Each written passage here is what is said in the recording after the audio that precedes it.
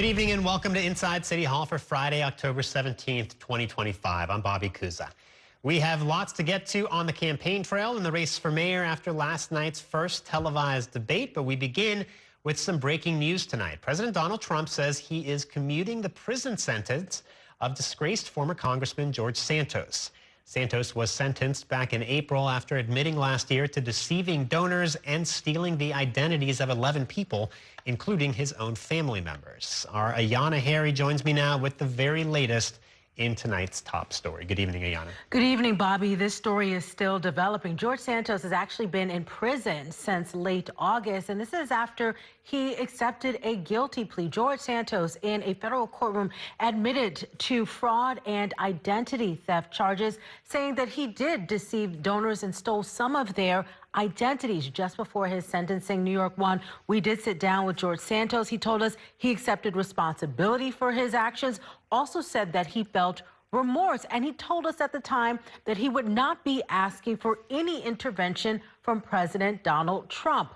But earlier this week, George Santos made an open plea to President Trump for leniency. This letter was published by the South Shore Press on Long Island. And just a short time ago, President Donald Trump wrote on social media that he has, in fact, signed a commutation for Santos and that Santos should be released from prison immediately. I'll read a very brief portion of President Trump's statement on social media. He said George Santos was somewhat of a rogue, but there are many rogues throughout our country that aren't forced to serve 7 years in prison. Again, George Santos began that 7-year prison sentence back in August. I did reach out to Santos. We have not heard back from him just yet. It's unclear whether or not he has actually been released yet. We did look at Bureau of Prison records, and so far they do still show him as being incarcerated. I did hear back, though, from his attorney, Joe Murray. Joe Murray sent me a text message just a few moments ago, and he simply said, "God bless President Donald Trump, the greatest president in U.S. history." So again, after accepting this guilty plea and starting this 7-year prison sentence, it appears George Santos will soon be returning home back to New York. And Santos has said during his interview with us at New York One and also in this open letter that he's looking forward to the opportunity to rebuild his life and to potentially even at some point return to public service in some potential form. I mean, this was kind of surprising in part because we didn't think of George Santos as being closely allied with President Trump. And as you said, he wasn't making a plea for a pardon or a commutation at the time leading up to his going to prison. Yeah, that's right. While George Santos has very publicly been supportive of President Donald Trump, there's really no indication that the two actually had any type of a relationship, that the two ever even spoke or had much of a conversation. And when I spoke with Santos, I spoke with him at length about this because I said, look, other people are getting pardoned, you know, or getting commuted by President Trump. Will you reach out? He said he felt that it wasn't really the appropriate thing for him to do and that President Trump was aware of his case because it's so public, and if the president wants to step in and intervene, he can. But then we did see just a few days ago that George Santos had a change of tone, had a change of strategy, and did publish this open letter to the president trying to get his attention, asking for leniency and asking for another opportunity to start his life all over again. So, Ayanna, prior to this, you were following the candidates on the campaign trail today. Tell us a little bit about what they were up to. Yeah, well, Bobby, you and I were both glued to our televisions last night, along with the rest of New York City, in this 2-hour debate where the leading mayoral candidates traded barbs on everything from President Donald Trump to Israel and Hamas. And today, the back and forth between the candidates continued.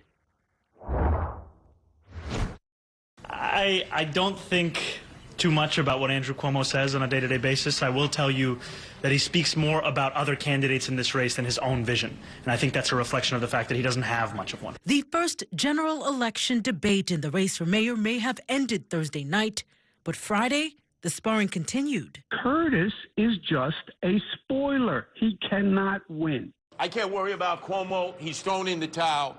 He should do his supporters all a favor and just quit. On debate night, Andrew Cuomo launched attack after attack against Zohran Mamdani. The assemblyman will not denounce Hamas. But in a Friday morning interview with 77 WABC Radio, Cuomo's criticism turned largely to Curtis Sliwa, saying Sliwa's presence in the race has made a potential fourth-quarter comeback nearly impossible for his campaign. If Curtis is not in the race, I win. He sees me as an impediment when in fact he should just run a good race. Also Friday, There's nowhere else I'd rather be the morning after the debate.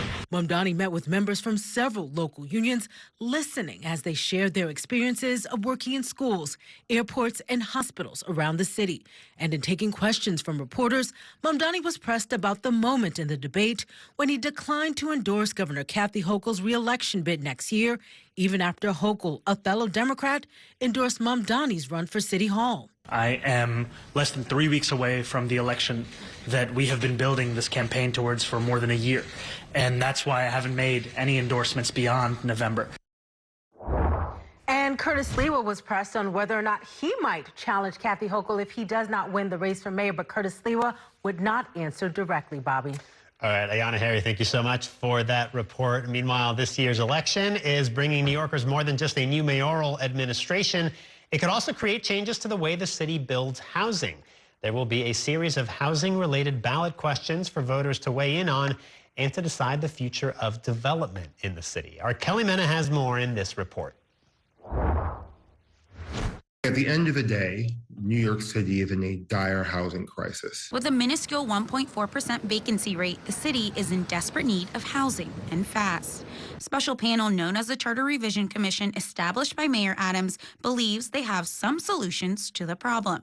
Richard Bury, the chair of the commission. And we're solving what I think we all agree is the existential challenge that we face in the city, which is that too many people can't afford to live here. The 4 proposals will appear as questions 2 through 5, and voters will see them when they flip over their ballots. Question 2 would create 2 new shortened processes for affordable housing, one for publicly financed projects and another for a newly created list of the 12 community districts with the least development. It's very easy to get off this list. If you want to get off this list, as a council person, you just make sure that you're a partner. It doesn't mean you have to approve everything that comes to you that doesn't make sense, but it means that you have to be an active partner. Question 3 would create a new kind of land use process known as ELRP, or the Expedited Land Use Review Process, for smaller housing projects with final approval from the City Planning Commission. Notably, of the 13-member commission, the mayor appoints the chair and 6 other members. 4-story buildings with 8 or 10 apartments. I mean, this is sort of the bread and butter of what should be happening in the city. I think most people could live with that. But we have a system where no one proposes it, because the system is just so convoluted and so expensive and so complex. Question 4 is arguably the most controversial. The proposal looks to create an affordable housing appeals board made up of the mayor, borough president, and council speaker to make the final decision on new development. A project would need at least 2 of the members to vote for it to be approved. Currently, the city council can override a mayoral veto of a land use project. I think that puts a better balance between respecting the voice and the perspectives of the local community as represented by the council person, but also the borough's agenda and the citywide need for more housing. And question 5 would digitize and consolidate the city's maps that are currently spread across all 5 boroughs. The issue has spilled into the mayor's race. 2 candidates for mayor have weighed in on the issue, with the GOP nominee Curtis Sliwa against the proposals, Andrew Cuomo for them. Democratic nominee Zohran Mamdani is uncommitted. Questions 2 through 4 have been significantly opposed by local lawmakers who say they will lose one of their most fundamental governing powers. Without communities' voices in power and development decisions, our neighborhoods will get less truly affordable housing, less investment, and will be vulnerable to more unwelcome, unwanted gentrification. Council members have started sending out mailers to residents opposing the measures. This has raised concerns that the council is telling New Yorkers how to vote, which would be illegal. New York One reached out to the city's Conflict of Interest Board, which declined comment. The council maintains they are within their legal rights. The system that we have is not working. It is failing. It is failing all of us. It's failing our neighbors. It's failing our city. And Kelly Mena joins us now with more on this story. So, I mean, Kelly, this sort of seems to boil down to something of a power struggle, right? I mean, right now, council members basically have veto power over big projects in their districts, and now they could be overruled. Completely, and that is the big issue for the city council, because if you think about it, their two fundamental powers are land use review procedure and the city's budget, and they're losing 50% of that, and that's why they're pushing back so hard. Also, these proposals look to push back against this idea of member deference, that one member could completely veto a project within their district without taking into account the rest of the impact it could have on the city and its residents. Bobby. All right, Kelly Mena, thank you so much for that report. It's time now for a break. Coming up, the New York State Young Republicans group has been disbanded after a bombshell report earlier this week that some members were repeatedly using racist and anti-Semitic language. We will bring you the details next, and later I'll focus on Mayor Adams' legacy. I'll talk it over with Tom Allen, the publisher of City and State New York. Stay with us. We are back in a minute.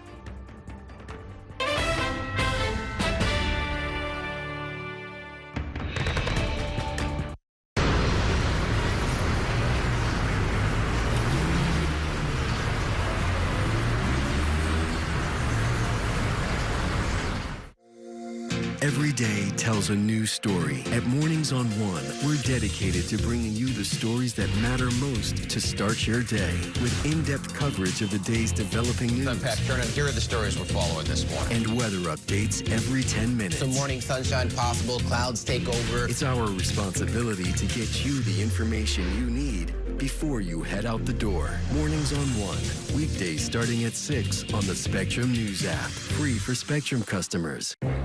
Spectrum TV, isn't that only live TV? No, it's only all my favorite streaming apps with live TV. Okay. It's only all included at no extra cost, and that's the magic of math. Will this be on the test? Sure, why not? It's only one simple payment for all our TV. We gotta simplify and win. Winning is equally important. If not, more so. Yeah! Only Spectrum TV, fixed TV. I'm Sandra, this is Jorge, and we were adopted in 2019. I remember when they first came to us, Michael was already a teenager. The whole cliche of, they're so lucky to have you guys, and it's the other way around. They have changed our family for the better. They chose to love us. They didn't have to. They chose us. Family. Learn about adopting a teen from foster care. You can't imagine the reward. Visit adoptuskids.org. And that's a look at some of what's in the papers this morning. We've done at the sports section. Today's story is about the latest chapter for a beloved local business. It's a beautiful day with temperatures in the 60s, but showers are expected in the next hour. In a city that's always on the go, it's important to stop to hear the stories that connect us. The news that matters to New Yorkers. That's what brings us together. That's Mornings on One. Weekdays starting at 6. Exclusively on Spectrum.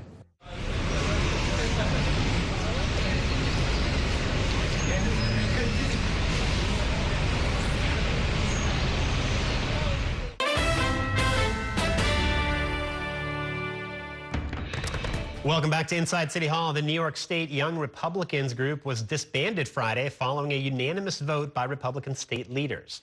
Earlier this week, leaked text messages from a group chat showed members of the organization using racial and homophobic slurs.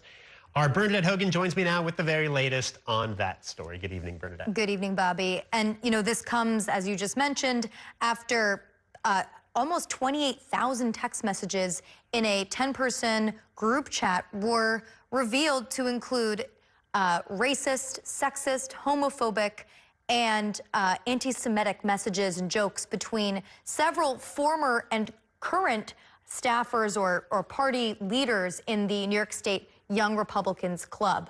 So the Young Republicans Club allows membership people aged from 18 to 40 years old. It's different than the New York State Republican Party, but their charters are linked. So the New York State Young Republicans Club, their charter is actually, it answers to the state party. And when I spoke to state party chairman Ed Cox earlier, he explained that they met this morning and they decided, listen, after that scandal and after a couple of other details that came to light, for example, Cox said that the Young Republican Club owed a lot of money to their creditors, so they were in financial distress. He said it was time to disband them, not allow them to use the word Republican in their club.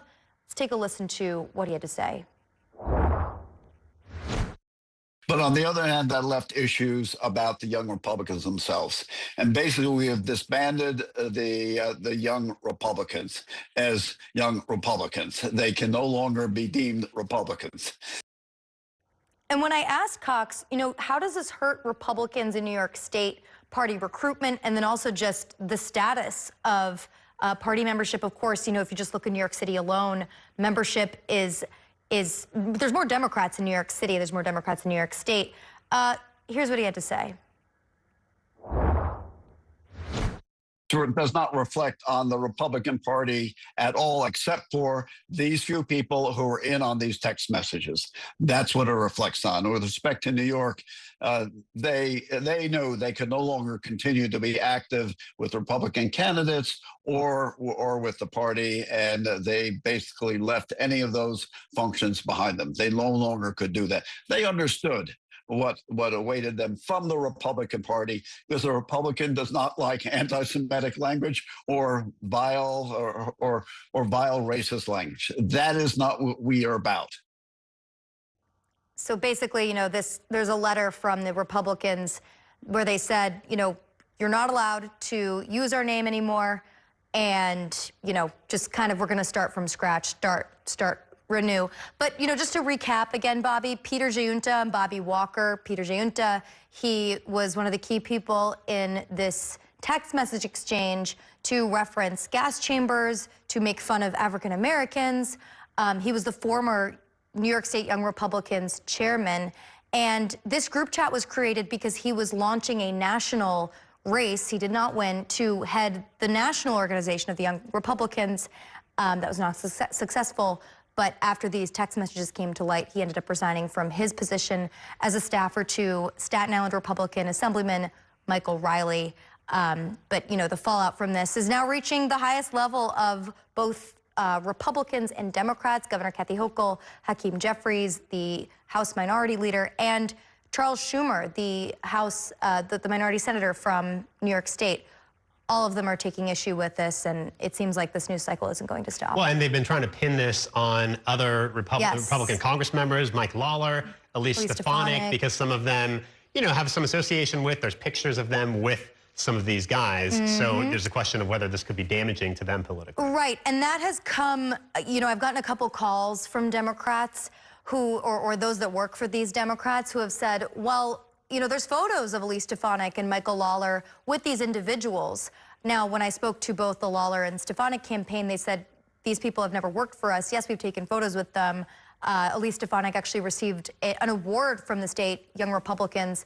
But, you enter a slippery slope because both those politicians have said, we were not involved in this. We had no idea that these texts were going on. So how can we be, crucified essentially for that association? I mean, especially when you can look across the aisle and there's a whole handful of things that Democrats, you could find parallels to. But regardless, those text messages, that's not something that, people should be joking about. And again, pages and pages that Politico New York exposed of these conversations that, really sparks a whole other conversation about how people are talking to one another when they think they're in private, private discourse. Yeah. All right, Bernadette Hogan, thank you so much. It is time now for a break. Coming up, a new test for U.S. citizenship under the Trump administration is making changes that would make it more difficult for applicants to pass. We'll explain next. Stay with us.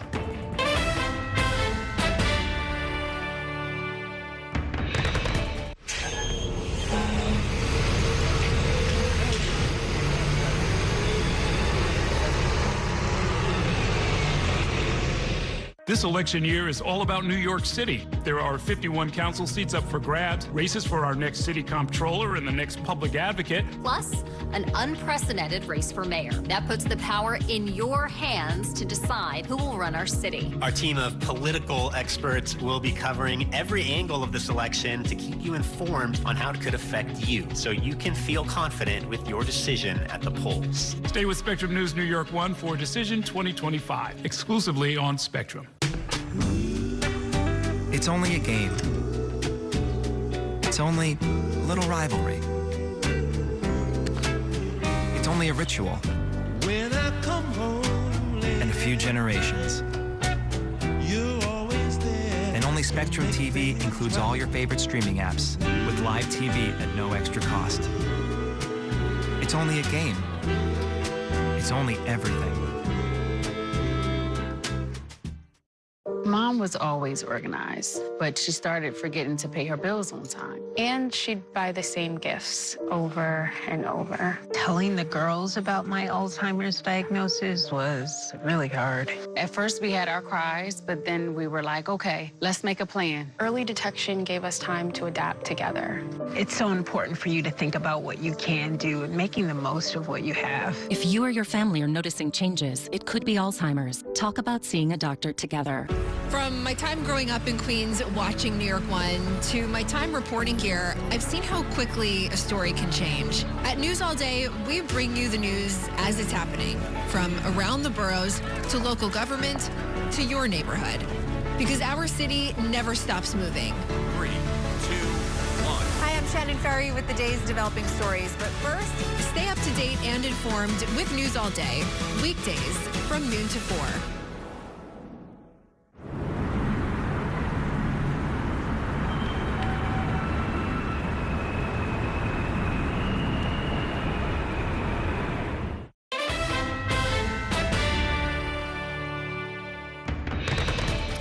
Welcome back to Inside City Hall. The Trump administration is making it harder to become a U.S. citizen. Beginning next week, the citizenship test is getting some changes. Applicants now have to get 12 out of 20 questions correct instead of 6 out of 10. And the pool of questions has widened to 128 questions, up from 100. New York One's Nouralain Khawaja takes us to a class that's preparing would-be citizens for that test.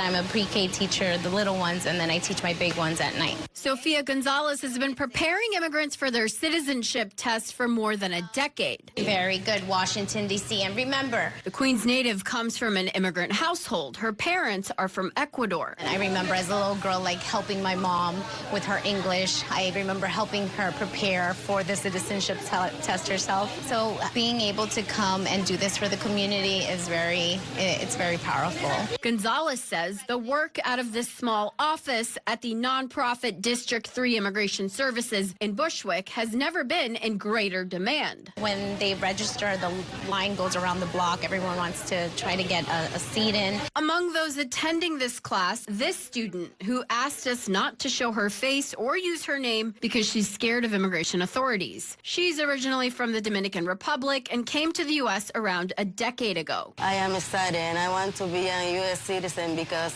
I want to vote. I'm going to have more opportunity. I'm pretty sure that we are going to be safer. They're scared that if they're not citizens, they can be deported. The priest turned lawyer who runs this office, Father James Kelly, says he's helped countless immigrants since 1980 when he passed the bar exam. The 87-year-old who came to the city from Ireland at age 23 says what he's seeing now worries him. It's never been this bad. We don't know what to tell them. We don't know how serious Trump is about getting rid of them, or how difficult it's going to be for them to adjust. Father Kelly watching the Trump administration make the pathway to citizenship more difficult again. Like in the first Trump administration, the Trump White House is reinstating a harder citizenship test with more complex questions to those who apply on or after October 20th. We asked U.S. Citizenship and Immigration Services for an interview about the revised test. Officials denied our request, instead providing a statement saying the American people can be assured that those joining us as fellow citizens are fully assimilated and will contribute to America's greatness. These critical changes are the first of many. In America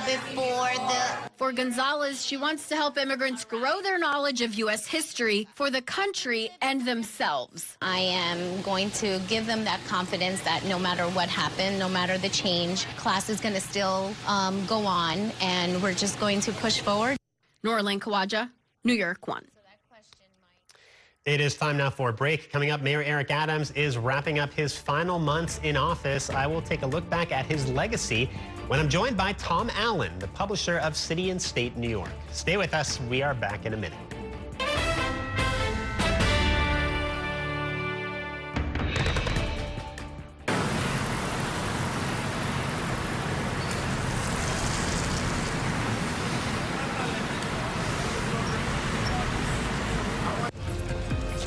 My time at New York One has shown me that in the city that never sleeps, the news never stops. So as the day winds down, turn to the rush hour. Good afternoon, I'm Monica Burke. To catch up on the stories that matter across the 5 boroughs, with in-depth interviews from the city's newsmakers, plus the latest forecast. Catching you up with today, preparing you for tomorrow. Right here on the Rush Hour. Weekdays from 4 to 7 p.m. There's an international travel plan with Spectrum that was an additional $10 a month, as opposed to paying a ridiculous amount per day for roaming fees. This literally felt like my old phone carrier was reaching their hand into my wallet and just helping themselves to some of my cash. I like having no surprises when it comes to my cell phone bill. And with Spectrum, that's been the case. So it saved me a ton of money. Real customers, real savings. To see how much you can save, visit spectrum.com/save. I'm Chris Jakovic. I served in the United States Air Force, and I deployed 3 times. So in 2017, I was serving as an Air Force First Sergeant. Our motto in that role is, my job is people, everyone is my business. But unfortunately in that year, I would lose my own brother, Lance Corporal Adam Jakovic, to suicide. The majority of veteran suicides are from guns. I store my weapons securely, not only for myself, but for my family. My service never stops. At Spectrum Noticias, we recognize that our New York City community is vibrant and diverse. Spectrum Noticias delivers balanced coverage of the stories that matter in our communities and across the country. Our journalists are based in the neighborhoods we cover, ensuring you get in-depth reporting on what's happening in the places we call home. So join us at Spectrum Noticias. We're always on, always there for you. Now available on your TV. Check your local listings. Also available on the Spectrum News app.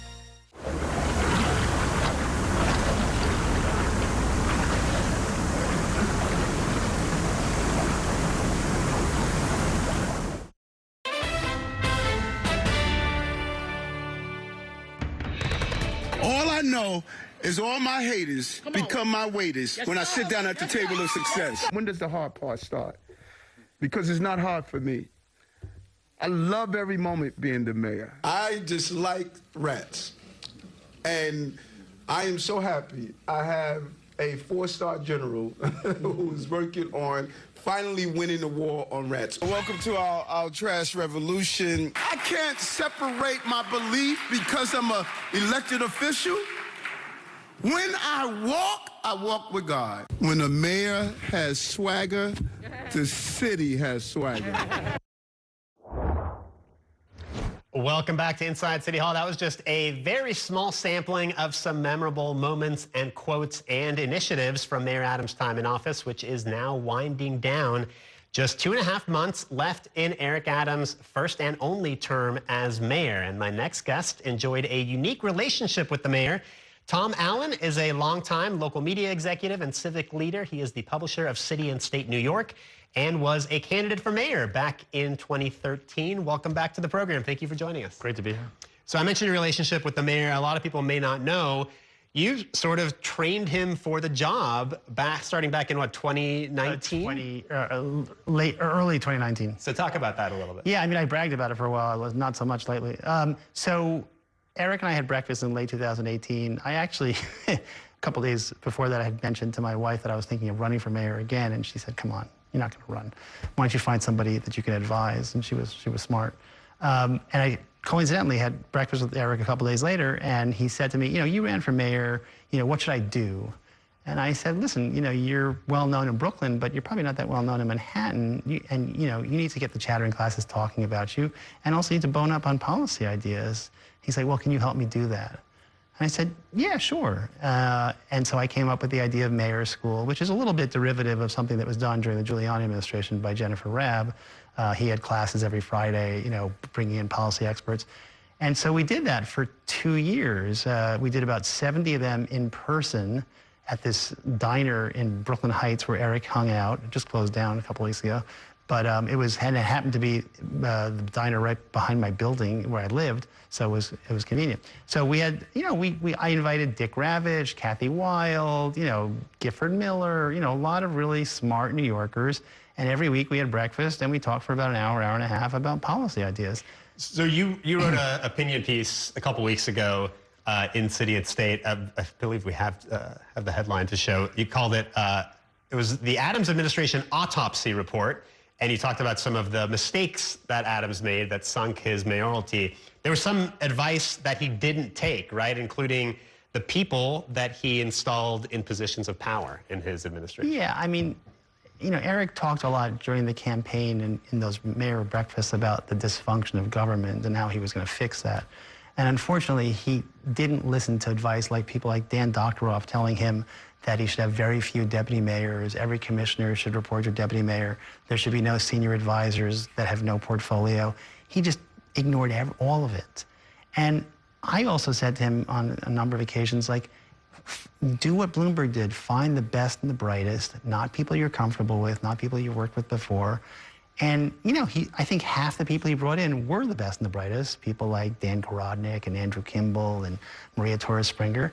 But there were a lot of people he brought in who were cronies, who were people he felt comfortable with, who really were unqualified to be in the roles that they were in. And unfortunately, those people, too, you know, had some ethical lapses. Well, I was going to say, you wrote that you wish you had scheduled more classes on ethics and management. I mean, what was it with Adams in terms of ethics? Like, what was the blind spot that he had? I think, you know, everything that happened that he did, I always said was petty, but it was crossing the line occasionally. And so I think, you know, Eric thought he was invulnerable, which happens to many people when they become powerful. I think he thought the stuff that he was doing was fine, that nobody should bother him about it. And I think he trusted the people around him. Listen, Ed Koch in his third term had a similar problem, that he trusted people around him, and, you know, there was corruption left and right in his third term that blew up Ed Koch's third term. So talk a little bit about his legacy, and you wrote about this in the piece. I mean, I think right now he's so closely associated with the federal indictment and all these corruption scandals. Do you think history will remember him more kindly? I think history will be kinder to him than the present has been. I mean, I think he will have some real legacies. I think he steadied a city when the city was in trouble. Listen, remember what was handed off to him by Bill de Blasio. It was a city that was really, you know, a wreck after COVID. He calmed things down. He brought crime down. He then was handed another crisis, a migrant crisis, which he handled reasonably adeptly. I mean, he made some missteps, you know, putting tents in flood zones and stuff like that. But, and then education, I think, is a big game changer that he and David Banks did, was changing the failed literacy program from 30 years of whole language back to phonics. Scores are already up, and I think in 5 or 10 years, we're going to see a big change from that. You know, containerization was a smart thing to do. I mean, unlike de Blasio, who had one big home run in year one, which was universal pre-K, Eric had a number of singles in his 4 years. And people may not remember the singles as much as they remember the home run, because whenever you mention de Blasio, they go, oh, universal pre-K. And then I'm like, what else did he do? And like, not so much. So let me ask you about Zohran Mamdani. Maybe this is premature, but he certainly seems on his way to winning this election. He's certainly the overwhelming favorite. I don't know if he's been taking mayor classes from somebody like you, but do you think that he's prepared for the job of mayor? So I haven't given him mayor classes, although a couple people had asked me if I would be willing to do that. I think he's been very smart, and I think he's gone on a listening tour similar to what Eric did. And I'm sure he has people around him that are smart enough to set up with the right people. He met with Mike Bloomberg. He's met with a number of first deputy mayors, I understand.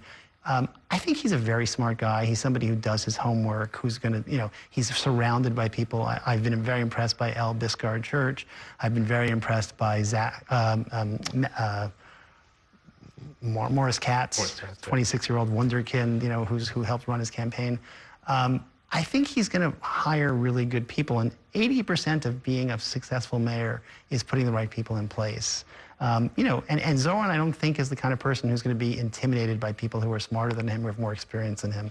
You ran for mayor in 2013. Yep. Not terribly successfully. Nope. But what was that experience like? I mean, now looking back, you know, with the benefit of hindsight, what were some of the lessons learned? It was a great experience, and it was something I'd never intended to do, but I had a passion for education, and I thought I had something to say about education, and I think I did, and I think some of my ideas filtered out then and are still in the conversation about specialized high schools, gifted and talented education, vocational high schools.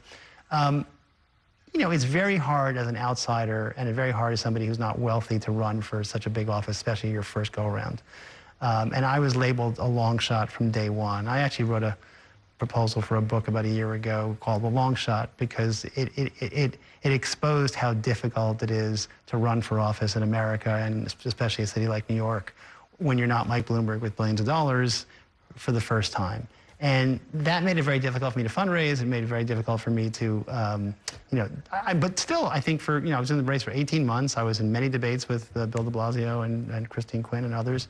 I think the press took me seriously to a certain extent. And I learned a lot about the city and about myself. I thought I was going to be a very good fundraiser, and I wasn't. I didn't know that I was as good a debater as I was. That's me and you, by the way. There's some video of us from 2013. Yeah. And you weren't an elected official. I mean, you see some of that video, and it's John Liu and Bill de Blasio and Christine Quinn. I mean, you're at a disadvantage if you don't have experience in elected office. Absolutely. And it's funny. And at the debates, what I realized very quickly, especially when there was one debate that Errol moderated, and there was no time constraints in that debate. And I remember it was a church in East New York, and it was housing was the issue. And I clearly was I didn't have as deep knowledge as the other people there. So I decided that every time it was my turn to speak, I was going to try to say something somewhat memorable and witty. And I remember Bill de Blasio turned to me at one point and said, "Hey, dude, where are you coming up with these lines?" And I said, "Bill, brevity is the soul of wit, and you could learn it." Well, our time is up, but Tom Allen, thank you so much for spending some time with us. We appreciate it. My pleasure. Thanks. All right, it's time now for a break. Coming up, we are going to keep our focus on the race for mayor when I'm joined by two top reporters in our Friday Reporters Roundtable. Stay with us. We are back in a minute.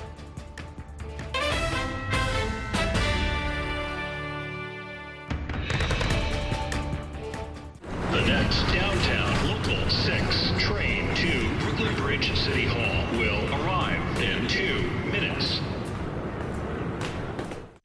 After 30 years of forecasting for New York, I've learned it takes a dedicated team to cover all the weather our city has to offer. I'm so honored to be a meteorologist here at New York One because as a Brooklyn kid, this is the station that I grew up watching. Morning, noon, or night, our team is here to bring you accurate forecasts you can count on, from severe weather updates to our weather on the ones. Watch the New York One weather experts on your TV and on the go with the Spectrum News app. Your entertainment the way you want it. With Spectrum TV, all these streaming apps are included at no extra cost. So you can watch anything. Movies, series, sports, reality, news. Here's a look at today's top stories. Exclusive originals. We await your orders. And even more of your favorites with live TV. Stream across your devices and enjoy anywhere. See you later. Get it all with Spectrum TV. I'm an ex-drug dealer, and I'll be your sub today.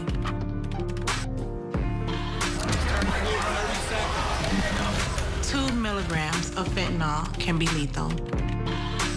A lethal dose is in here. Who gets it, I won't know. It's cheap, it's potent, and it's profitable. The sad reality is fentanyl is being mixed into everything now. More kids should know. My father was a New York City firefighter. My mission, like his, is to serve New Yorkers in a city that doesn't stop when the sun goes down. Being with New York One since the beginning, I'm now honored to join you even earlier each weeknight. Starting at 8 with New York Tonight, we'll explore the latest news developments, followed by New York One at 10 to wrap up your day. So join me each weeknight starting at 8 right here on New York One.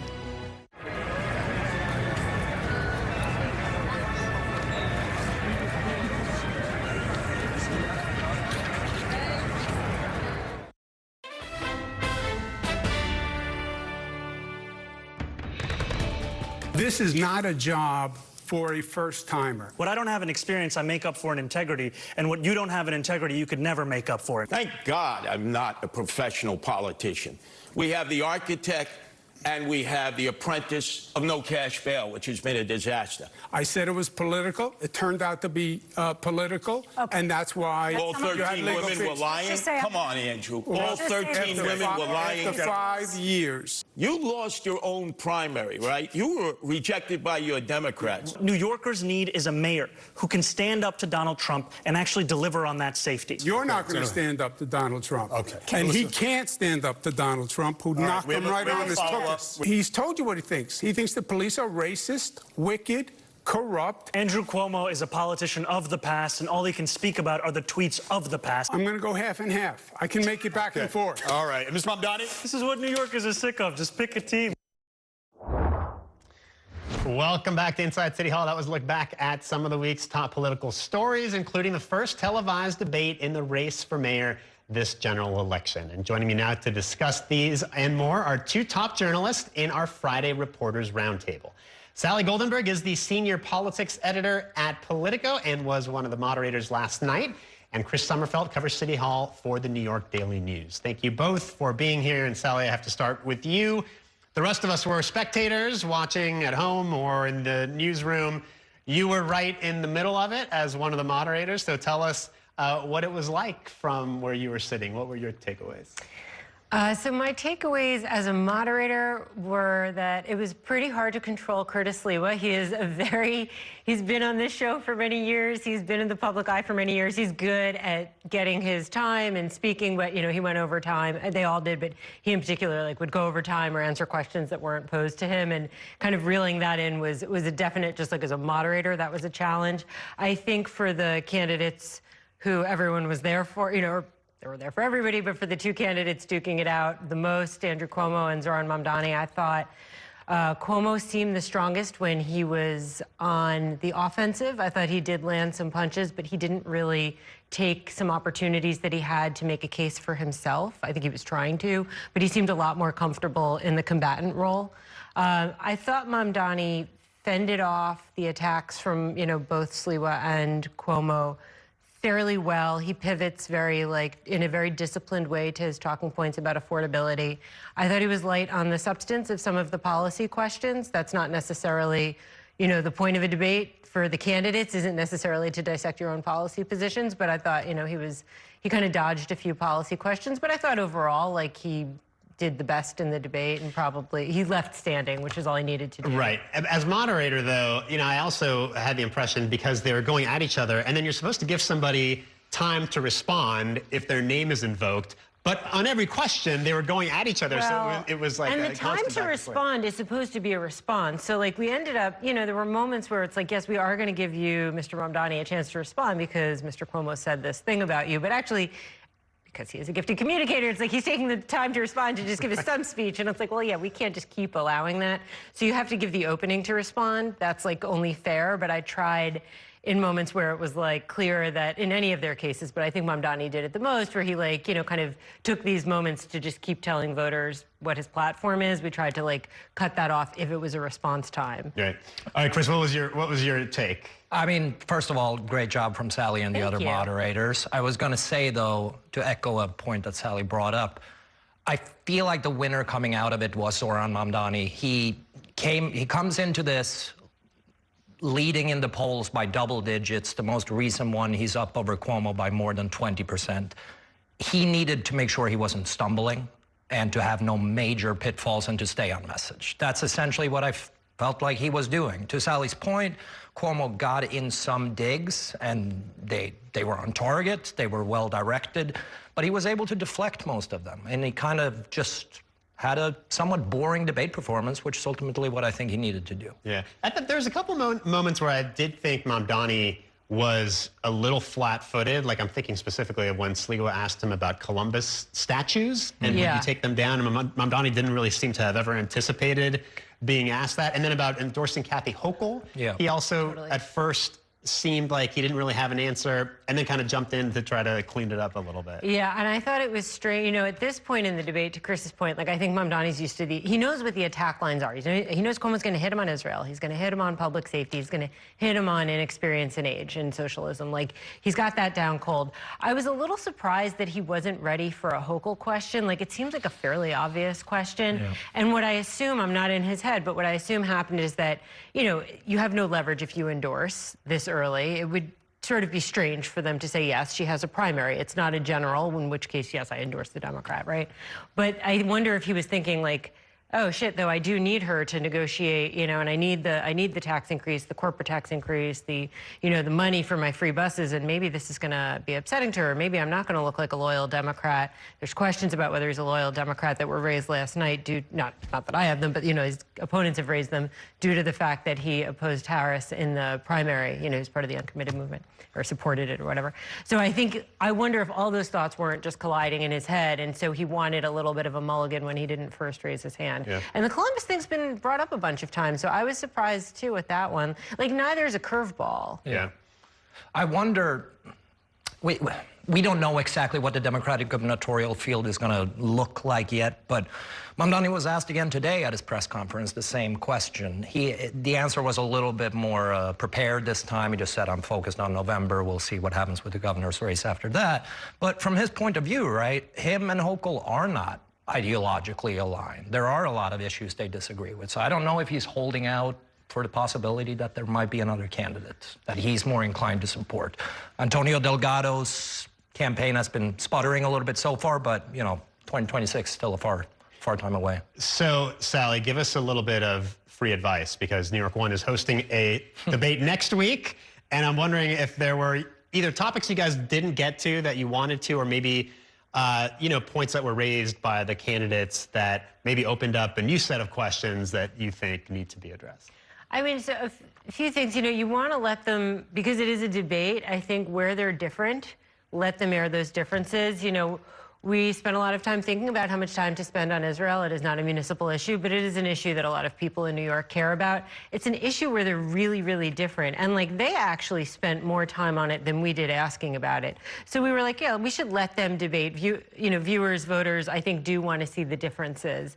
I also feel like there were a few moments where I kind of, like, just went with my gut. Like, I didn't have a scripted question when I asked Cuomo, like, something like what he reflected on since losing the primary, and he's kind of said this before, but, like, I wasn't on TikTok. I wasn't on social media. Yeah, and I knew he might say that and have a follow-up, but in the moment, that just hit me as, like, this is a moment for you to reflect on, like, everyone knows Andrew Cuomo, like, your name is a household name. You lost by 12 points to a Democratic socialist who's 33 years old.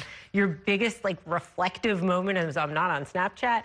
It struck me, and and so I had this, like, follow-up that was not scripted, but actually I got a lot of feedback on it that people seem to think it was, like, a pretty, like, a good exchange, and that it like sort of unveiled something about Andrew Cuomo. So I think, like, definitely in the moment, if something just feels like the way you would in an interview, like, if something feels right, just go with it. All right, we're going to take a quick break. I will have a lot more to talk about with these reporters in just 2 minutes. Stay with us.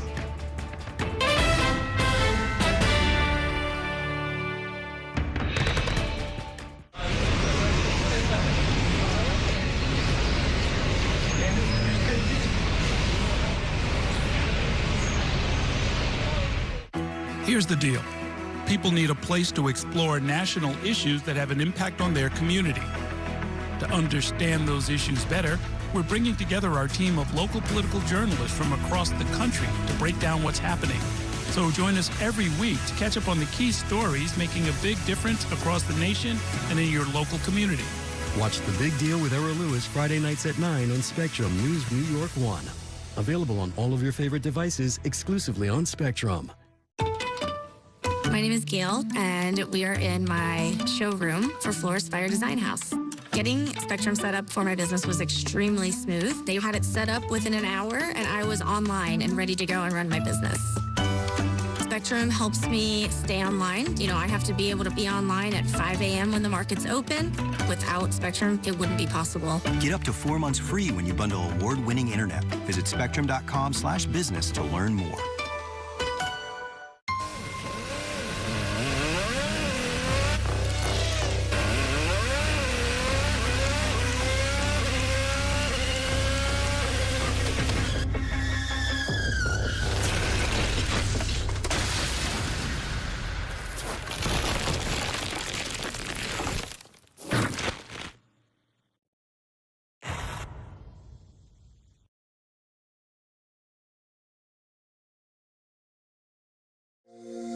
Every day tells a new story. At Mornings on One, we're dedicated to bringing you the stories that matter most to start your day. With in-depth coverage of the day's developing news. I'm Pat Kernan. Here are the stories we're following this morning. And weather updates every 10 minutes. Some morning sunshine possible, clouds take over. It's our responsibility to get you the information you need before you head out the door. Mornings on One, weekdays starting at 6 on the Spectrum News app. Free for Spectrum customers.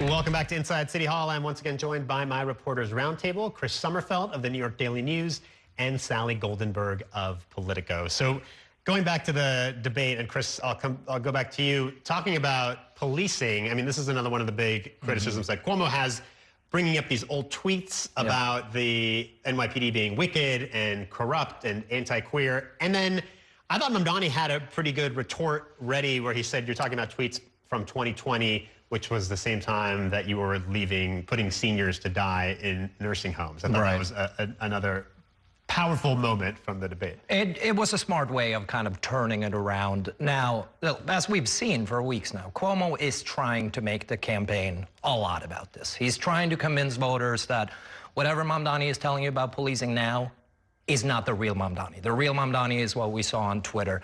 I don't know how much it's hitting at this point, because Mamdani over and over and over again says the former governor is lying. I'm not going to cut police funding. I just have some other ideas for how to address complicated public safety issues. Cuomo's going to keep doing it. I don't feel like it's landing. And we saw that last night. Yeah, and did you feel like we learned anything on their positions or on policing? I felt like it was interesting that Mamdani did sort of refute some points that Cuomo was making, like whether it was social workers responding to domestic violence calls. He also kind of tried to explain his position on mayoral control of schools, although I don't know if he really cleared it up very much. I don't know. What did you think? Yeah, so on the public safety, I kind of agree with Chris. I mean, I think it's like, if you're Andrew Cuomo, that makes sense as the attack. You know, you can't really beat him on affordability at this point. The problem for Cuomo is whether or not voters even believe Cuomo, it's not their number one issue. Like, the city is relatively safe, and it's not their number one issue. So it's just not a race where that's going to resonate as much. And I think there is a trust issue when Cuomo's the messenger, or at least that's what we've seen in the election results. And I did find some of Mamdani's answers on the Civilian Complaint Review Board, changing the power structure there with who has final say over discipline cases, a little bit flat, not devastating by any means, but a little bit flat, a little confusing. Mayoral control is interesting. I don't think it's certainly not come up as an issue that voters are really passionate about.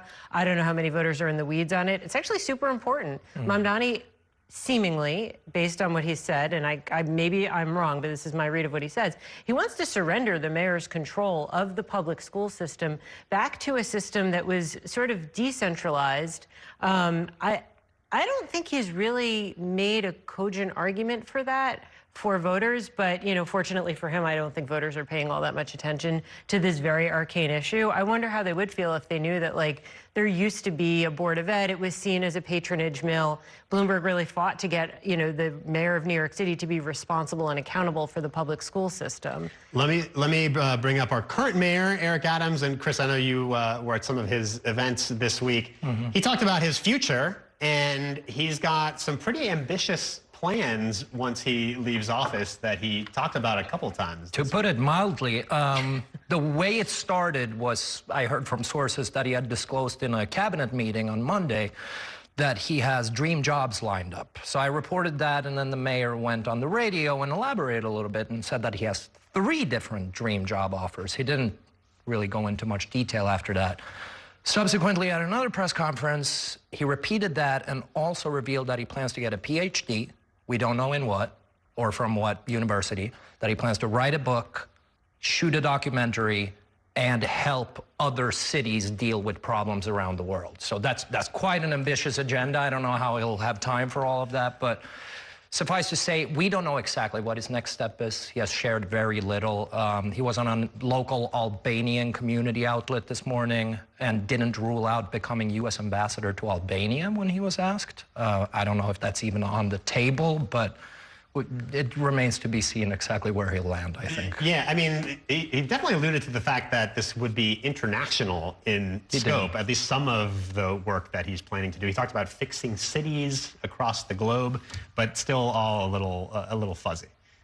Yeah. I don't know that I have anything intelligent to add to this conversation. Well, we don't know much. I mean, we just don't know much. You know, there's been an assumption that he might work for his former aide, Frank Caron's growing consulting and lobbying firm.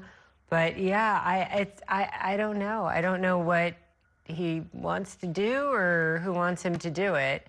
He's been promising to write a book about his mayoralty for a long time. Yes. And now he says he's got some offers lined up. So. And I'd read the book. Oh, I'll absolutely I'd read the book. So, you know. And to what Sally just said, too, I mean, Frank has been growing his lobbying firm's international presence, so it's not bad speculation. Before we go, Chris, we learned that George Santos' sentence has been commuted by President Trump. I mean, no big surprise, I guess. I don't know, but we didn't really see this one coming either. We did not, and certainly not late on a Friday night, I guess, but I feel like that's kind of par for the course for Donald Trump, the shock value. I mean, George Santos was convicted of very, very serious crimes. I guess Trump is of the opinion that Senator Richard Blumenthal of Connecticut committed far worse offenses, even though he was never convicted of any crimes. But it's quite a Friday night news dump. I'm sure George Santos will be telling us all about it soon. He's not shy about doing interviews,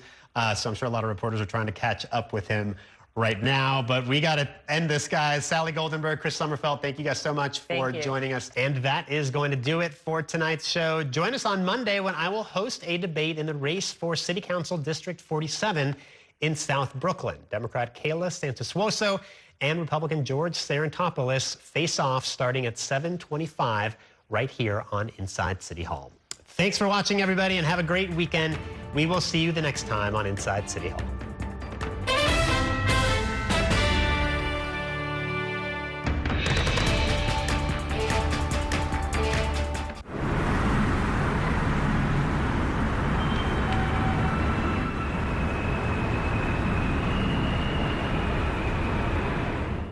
That's a look at some of what's in the papers this morning.